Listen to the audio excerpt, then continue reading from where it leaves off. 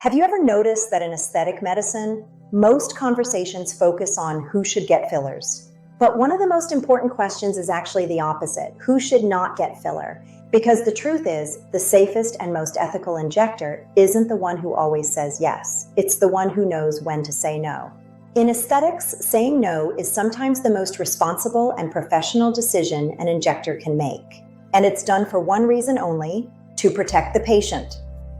Let's talk about a few situations where dermal fillers may not be the right choice. First, active inflammation or infection. If someone has active acne, skin infections, or inflammation in the treatment area, filler injections may increase the risk of complications. Your skin needs to be healthy and stable before any injectable treatment. A responsible provider will often recommend treating the skin first before considering filler, because healthy skin always comes before aesthetic enhancement. Second, certain autoimmune conditions. People with autoimmune diseases may still be candidates, but it requires careful medical evaluation. Some conditions may increase the risk of inflammation or unpredictable reactions. This requires a thoughtful medical approach, not a casual one. That's why consultations are so important. A good injector will always review medical history carefully before recommending anything.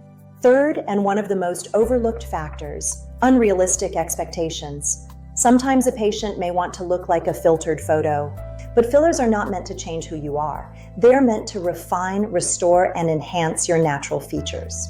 If someone expects dramatic transformation, a responsible injector may recommend a different approach, or even decline treatment altogether, because the goal of aesthetic medicine should never be to chase unrealistic standards. The goal is balance, harmony, and natural results.